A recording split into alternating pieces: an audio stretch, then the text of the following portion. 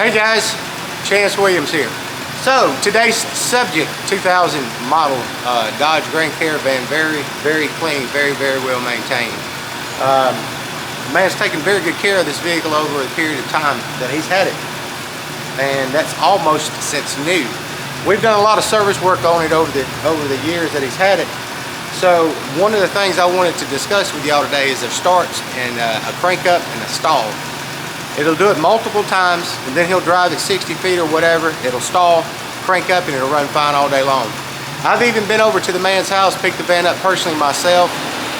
Never could get this vehicle to stall with me, ever. So he brought it in because the check engine light was on. We checked the trouble codes in. It turned out to be where I had swapped the battery out last week, but it was kind of a hurry thing. His other vehicle broke down. They had a truck full of groceries. They had to hurry up and get them home, and they didn't want them to spoil. So on the Chryslers, if you ever go and replace the battery, you get this battery disconnect code. A lot of the times you have to go in and do a quick learn on your transmission and clear all the codes and such for that. Well, not able to do that since he brought it back because the idle is so erratic. I got to looking around and poking around just like you should, with no trouble codes to go off of other than a battery disconnect code. I started poking and prying around in this thing, and it looks like I may have come up with an issue.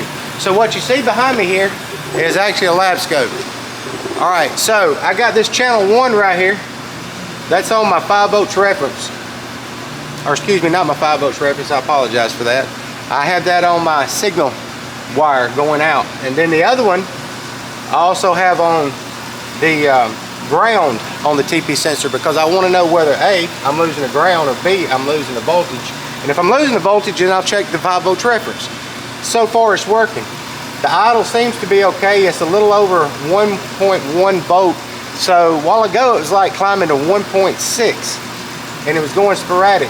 So I'm going to change this screen, the setup right here on this trace, and I'm going to try to do, well, I got the filters on.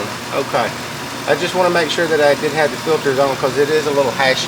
Alright, so I want you to watch this screen. If you can see these numbers down here, you can watch them change. So this is actually what I found. Watch this. If you watch, you see the numbers changing. The actual TP sensor is a problem.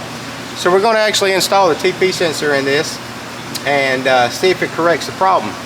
So with that being said, it's really easy to hook up your lab scope on these things. They have guided component tests.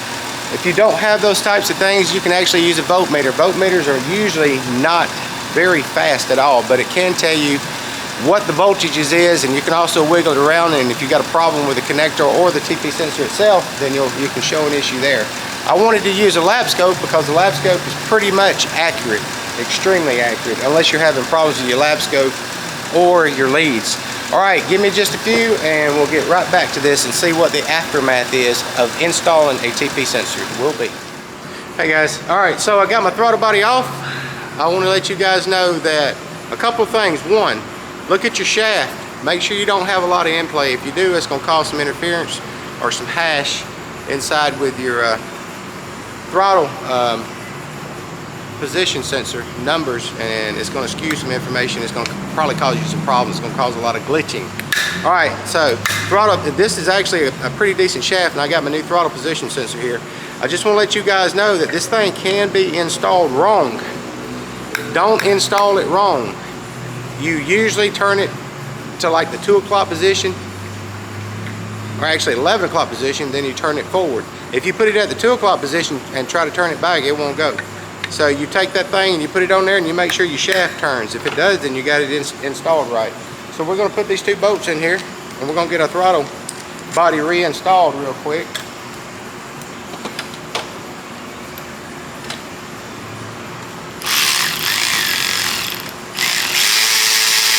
I'm sorry guys about this. I'm at work today and I'm trying to get out of here, and I done had 6 people show up. Some of them want to talk forever. They're good folks though. I don't have a problem talking. But let me move this thing over here and we'll get our throttle body installed on this here nice little ride. So I hope y'all can see that pretty well. But anyway, make sure, like I said, make sure you don't install your throttle position sensor wrong. That can happen. We're gonna get a hose hooked up here. We're gonna get our cables hooked up, plugged in, good and tight. Turn the locks down if it's got them. And then we're gonna fire this thing up and look at our new numbers. Now on the throttle position sensor on these, I'm pretty sure there's absolutely no adjustments that you have to do with the processor because this vehicle's pretty old. And if you'll notice over there, the reason I use a lap scope, oh, and don't get your stuff caught in here. The reason I use a lap scope because it's so fast, much faster than looking at actual data. The data on this vehicle is actually pretty daggone slow. Yeah, y'all don't get your cables caught up in there. You get your cables caught up in there, it might be an issue. But anyway, we're gonna get this thing going here right now. Don't over tighten these things either. It's plastic. You don't want no problem with your plastics. So we're almost there.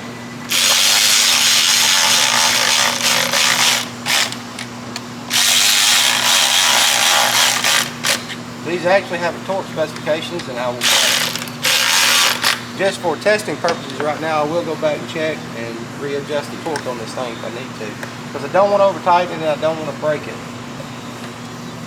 So let's get these cables in here, and I'm pretty sure I got this issue nailed. We just got to get it going. All right, let me fire this thing up. Since I got everything plugged up, see what happens. And we'll see our new numbers as well.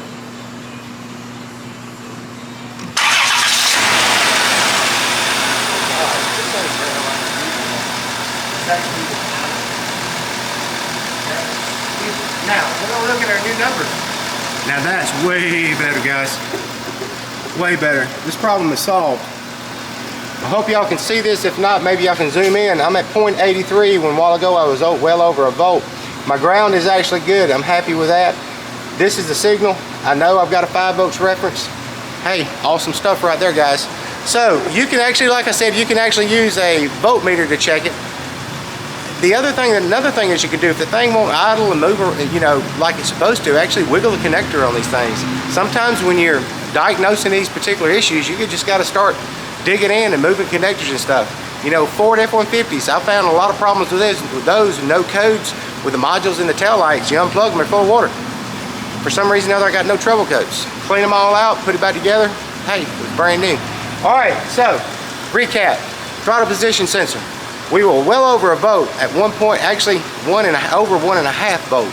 So we got that taken care of by replacing the throttle position sensor. We'll make sure our connector's fine. Please make sure you do not install the throttle position sensor backwards. You can. Make sure it's installed right. It should be a good clean sweep when you open the throttle on it. This vehicle is idling and doing just fantastic, and I'm very happy.